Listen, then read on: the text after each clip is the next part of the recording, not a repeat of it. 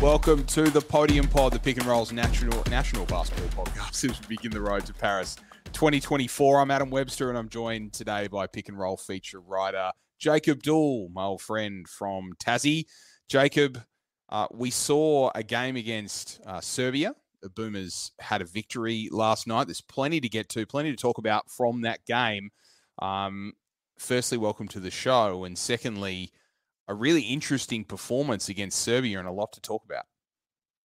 Yeah, I think, as you say, there's a lot to sort of dissect from that game. Good to see the Boomers get a win after just falling short against Team USA. And I think even more positive was seeing some of the things that worked well against the United States sort of translate over to a very different opponent in Serbia. So I think some positive signs, as you mentioned, and plenty to look forward to and break down now.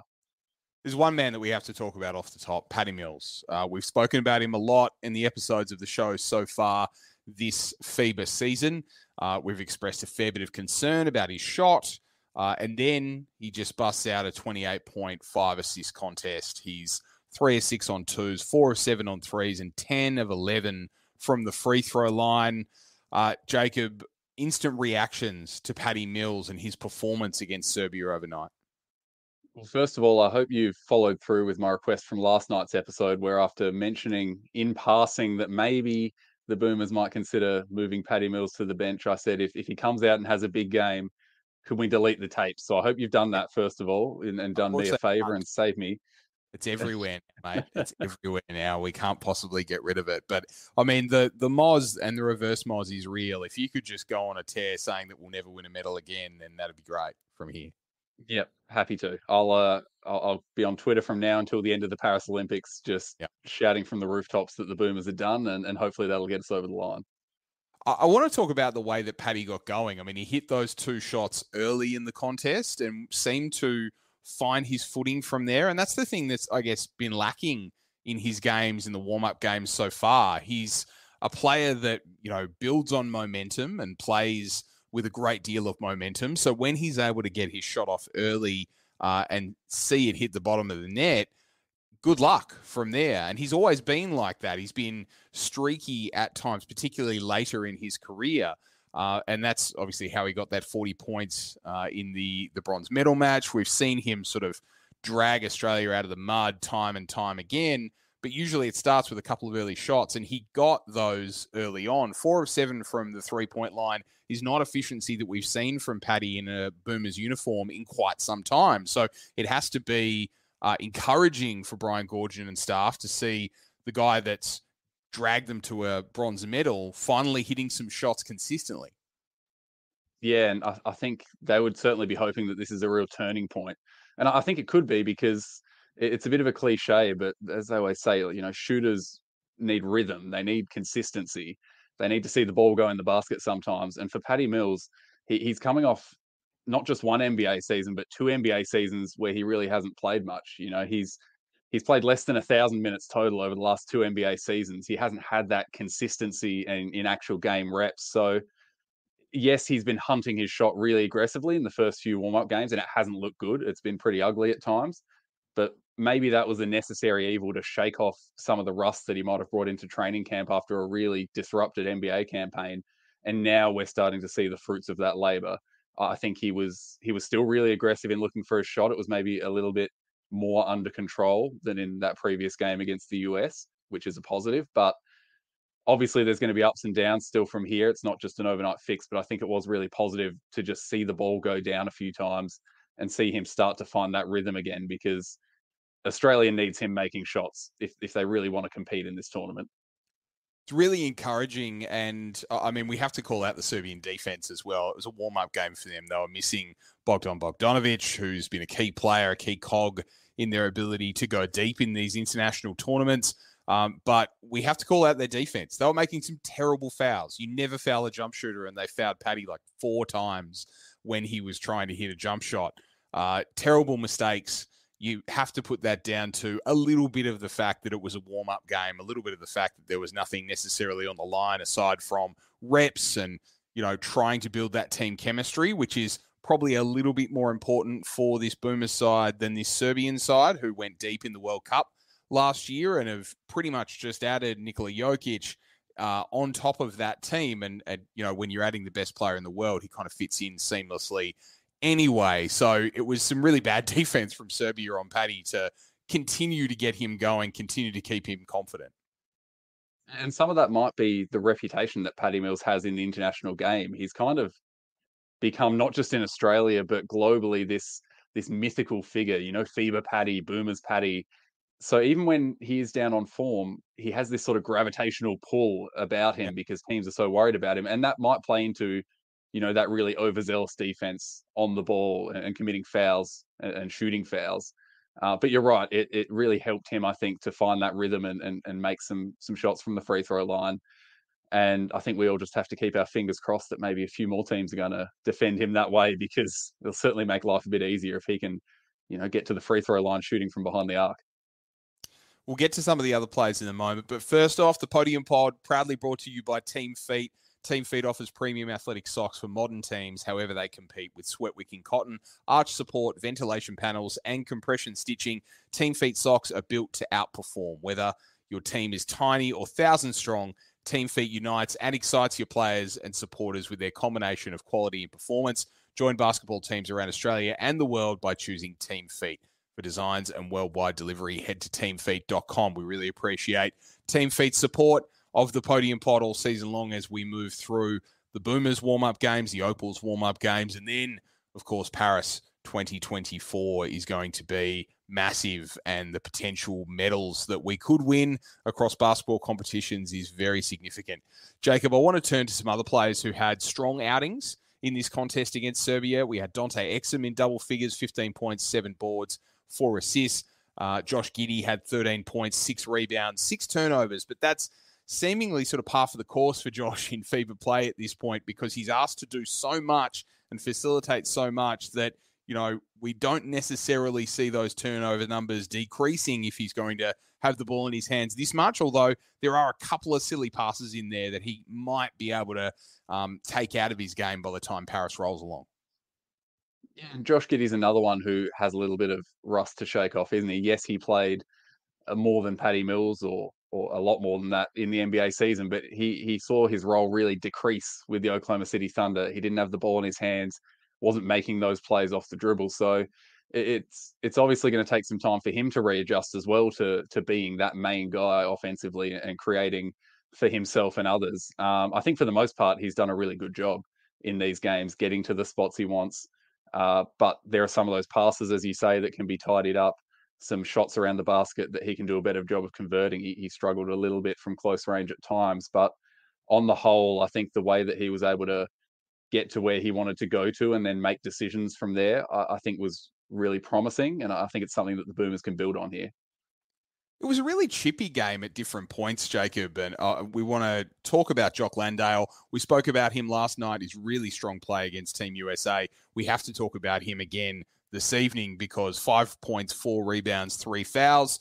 Got a technical foul called against him at one point there, and just struggled to keep his cool against a Serbian team that a little bit different to the US. We spoke about the difference between playing the US team and playing the Serbians is that you're going to be in a bit more of a rock fight. You're going to be dragged into a lot more of a slow game and, reflected in the scores, both teams well into the 90s in the USA-Australia game. Yesterday, the winning score was 84 points in this one, so it just speaks to the ability of the Serbians to kind of slow things down, play at their own pace, and for them, they took great pleasure in making Australia earn it and also making sure that every single foul was accentuated as much as humanly possible, which is kind of what you'd expect from those Euro teams. They know how to draw the whistle.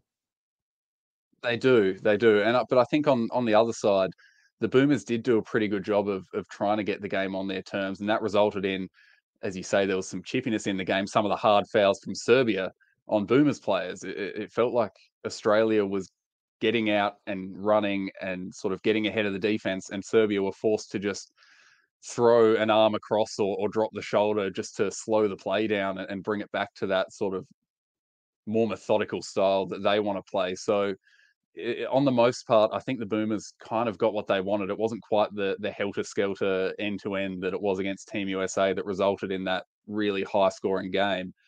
But I think they would have to be happy with the way that they were able to, get stops first of all. They forced Serbia to miss a lot of shots and force another 15 turnovers, and then quickly get the ball up the court, either for an easy basket or just to put some pressure on the defense early in the shot clock in the half court. I think you also have to look at the group games that Australia is going to come up against: Canada, Greece, and Spain. They're not going to come up against a guy with the gravitational pull of Nikola Jokic. They're not necessarily going to come up against a guy with the sheer size and mass of Nikola Milutinov, because those teams play much smaller, much sleeker. You've got Canada with Dwight Powell as their big man, and then Kelly Olynyk off the bench. You've got Spain with Aldama, as well as Hernan Gomez as big man. You've got Greece, obviously, with the Antetokounmpo brothers that are there as well. They don't necessarily have the girth that Jokic and Milutinov have for Serbia, and I think Magnay and Landale really struggled with that size and with the ability of those players to get pretty much wherever they wanted on the court, particularly on the O boards and under the basket, and that caused obviously quite a few fouls. And easy passes, particularly for Jokic, which, is his game. He had 3 assists. Felt like it could have been a few more. His teammates missed a few bunnies under the rim. But for Landale, for Magnay, it's a completely different look to what they'll face in the group phase of the Paris tournament.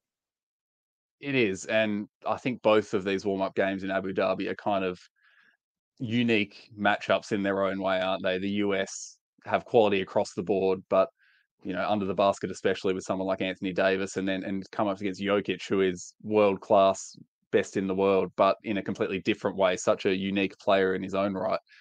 There's not many matchups like that in world basketball, and so I think for Magnay and Landale, it was a good time to come up against players like that because it's a time to learn and observe and make mistakes, and then they can take those learnings into maybe a knockout phase matchup, coming out of a group stage, hopefully where things are a little bit more normal, more reasonable matchups for them. So I think they battled hard. There were moments where I thought Will Magnay in particular battled really well against Nikola Jokic and didn't let him get to his spot under the basket. Still plenty to tidy up, as you say, but I think that also sort of shines a light on why it's nice to have the 3 centers there, because if one of them is struggling, fouling, or just not able to get to the right spots defensively, you do have some options there to shuffle through. Let's talk about the rotation, because it was very consistent in the 2 games in Abu Dhabi against US and now against Serbia. And conspicuous by his absence was Duop Reith. Damien, thank you for that comment.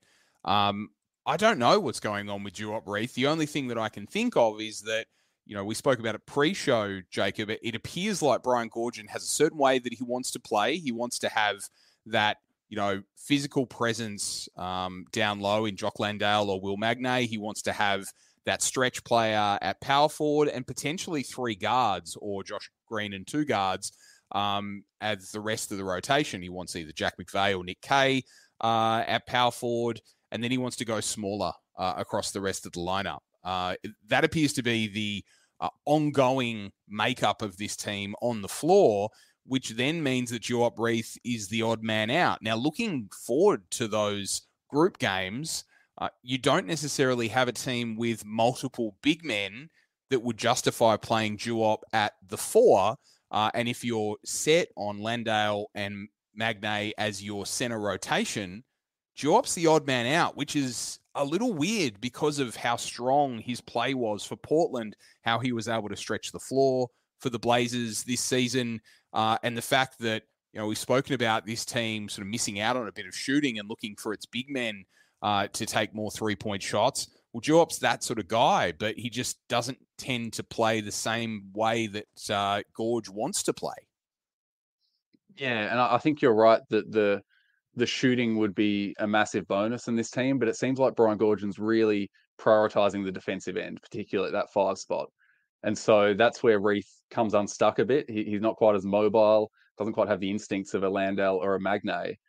And so I kind of see where he is at the end of the rotation now, kind of similarly to the situation with Matisse Thybulle in the selection of this squad. You know, Thybulle clearly is in the 12 most talented players that were in that extended squad, but he didn't quite fit the exact makeup, rightly or wrongly, of what Brian Goorjian wanted to do, and so he missed out. I think similarly, Duop Reith, it's pretty easy to say that he is in the 9 most talented players on this Boomers roster. But if it doesn't stylistically work, if it doesn't quite fit with what Brian Goorjian wants and what the rest of his rotation looks like, you're not necessarily just going to play your 9 best guys. You're going to pick the ones that fit what you want to do. And I think Will Magnay really is just a perfect player for Brian Goorjian. You know, he battles hard, he protects the rim, he's mobile for a big man, and he's a lob target around the basket and a finisher. So for what they're trying to do, the defensive focus that they have and the really heavy switching and blitzing defense that they want to play, he's just a much better fit. I don't think that's a slight on Duop Reith as a player or the skills that he has. And I think those skills could be useful in certain matchups and moments. But I think that's where it's really coming from, the fact that he's barely played in these games and that he may be towards the end of that bench. Shout out to Ryan for a couple of comments here as we're live on YouTube as well, if you're listening to the podcast version of this. Firstly, Ryan, the alternative of Giddey not having the ball in his hands is what? That's fair. As we said, I think the 6 turnovers are kind of par for the course because Josh Giddey has to have his hands on the ball almost at all times when he's on the floor. And regarding Reith being a stretch 4, yes, that's, I think, a true statement.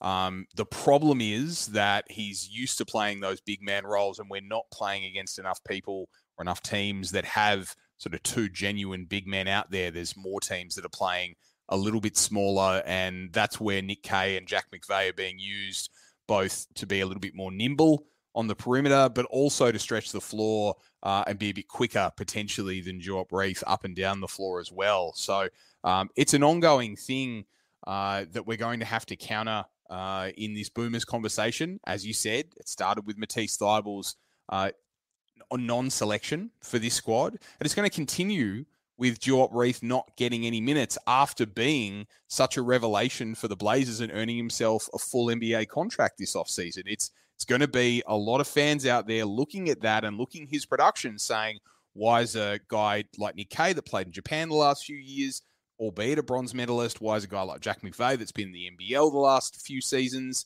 and is about to embark on his NBA journey, why are they getting minutes over a guy that was playing rotation minutes for an NBA team, albeit a lottery team this past season? But to your point, it's just fit. At the end of the day, Brian Goorjian has a very, very clear idea of the way that he wants to play.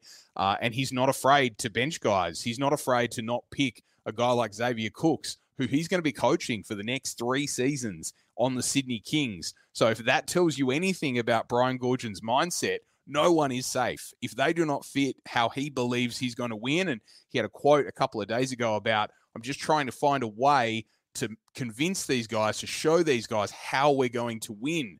And it's clear that he doesn't necessarily see Duop Reith's play and his style as a part of those plans. Yeah, and I think that all feeds into what Goorjian made very clear following on from the World Cup and in the lead up to this tournament, is that you can't just pick the best team. He was going to look really hard for the things that fit the overall roster and what he wants to do, and he's made those calls. They've been tough calls at times, and I think Reith not playing is another tough call, but defensively he doesn't do what they want at the 5, and yes, he could play as that stretch 4, but he's not as good defensively or as mobile as Kay, and he doesn't offer as much versatility offensively as a Jack McVeigh. So it's just one of those things where he doesn't quite fit, but at the same time, he's going to have to stay ready, because I think there are going to be moments where his shooting will really come to the fore and he could still be a really important player in this tournament. Or if there's an injury, if there's foul trouble, he's suddenly playing 20 minutes in a big game. So I think it's going to be interesting to see how he deals with the position that he's in, but also how the team uses him moving forward. Now, the last thing I want to talk about is the next couple of games that are apparently being played by this Boomers team. Now, when you hear the podcast version of this come out on Thursday morning, we're talking about games potentially on Friday morning and Sunday morning Australian time. where the Boomers are supposed to, according to FIBA, according to the France Basketball Federation, according to the Puerto Rican Basketball Federation, supposed to play 2 final warm-up games in France ahead of Paris 2024. The first against Puerto Rico, who qualified recently in the Olympic qualifying tournament, and then against France, the host nation, their final official warm-up games prior to the start of the Olympics. The thing that I don't understand, Jacob, is we've heard nothing about this, despite it being confirmed by FIBA, despite it being confirmed by France and Puerto Rico as games that they're going to be playing over the next few days. We haven't heard anything official right now. So are these phantom games? Are they going to be, I don't know if they're going to be televised. I don't know if we're going to be able to see what the results of these games are. But it is fairly conspicuous by the absence of promotion here in terms of the last 2 games before the Boomers play. Now, it is good, though, that the Boomers are getting 2 more looks at bona fide Olympic qualified teams ahead of this Paris Olympics, because what we said last week or a couple of weeks ago was that the preparation games against China were not necessarily indicative of what we'd be facing in Paris. So the good part of this is they're playing 2 more teams that are going to Paris. The opportunity is the fact that no one knows it's happening. It's interesting, isn't it? I'm not quite sure why it's been so much kept on the down low. They're 2 good games that I think everyone would like to watch, if possible. So, if anyone at Basketball Australia or KO or whoever it is wants to do us a favor and let us know if those games will be available, I would appreciate that. That'd be a good start. But purely from the on-court perspective, I think they're 2 really good games as tune-ups. You look at Puerto Rico, who, as you say, have qualified for the Olympics. They're already sort of in do-or-die mode from that Olympic qualifying tournament, led by a couple of really good guards in Jose Alvarado and Tremont Waters. So that's one challenge. And then you switch to France, who obviously have talent across the board, but led by Rudy Gobert and Victor Wembanyama down low. I think that's... Don't forget FIBA Fournier.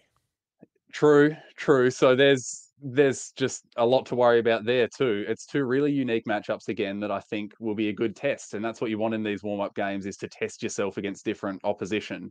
Yeah. So yeah, I think they're great games to be playing. As you say, the next step now is to figure out how on earth we're going to watch them. Yeah, I'm really interested to see Puerto Rico. A Jose Alvarado-led team is interesting because obviously the hallmark of particularly international teams is they tend to take on the personality and the structure of their best player. So for Puerto Rico, I'm expecting a gritty, defensive, frantic team. And that's going to be a completely different look for the Boomers. And it's almost going to be like looking in a mirror at different points in time, because that's the way they played against Team USA. For France, they have those 2 all-world big men that at FIBA level are going to be even more potent. So do we see Duop Reith out there if you have Victor Wembanyama and Rudy Gobert at the same time? I wouldn't mind seeing that if I'm Brian Goorjian, because if you run into France in the knockout rounds, if you manage to get to the quarterfinals, semifinals, finals, and you come up against those Twin Towers, I'm not necessarily too happy with Nick Kay or Jack McVeigh on Victor Wembanyama. I'm a little concerned. Well, and at the other end as well, if you have Victor Wembanyama or Gobert, either of them playing at the 5 and being able to, in FIBA play, just hang around the basket and protect the rim, that's going to make it really tough for anyone to get anything going. So if you can have Reith to sort of pull them away from the basket a bit, that's where he could come into play potentially. That's one of those matchups where he could be really useful. So to be able to get a look at that ahead of the World Cup and ahead of, fingers crossed, a knockout rounds matchup against France, I think it'll be really interesting to see how that works and how much they look at it and what else might be on the cards. Well, if those two games happen, then we will bring them to you on the Podium Pod. We'll talk about them. We'll break them down. We will try and get grainy footage on VHS somewhere if they're not televised, but we will do our level best to cover all of the warm-up games regardless of where they're played and how they are watched. For Jacob Dool, I'm Adam Webster. Thanks for tuning in, and we'll see you again next time.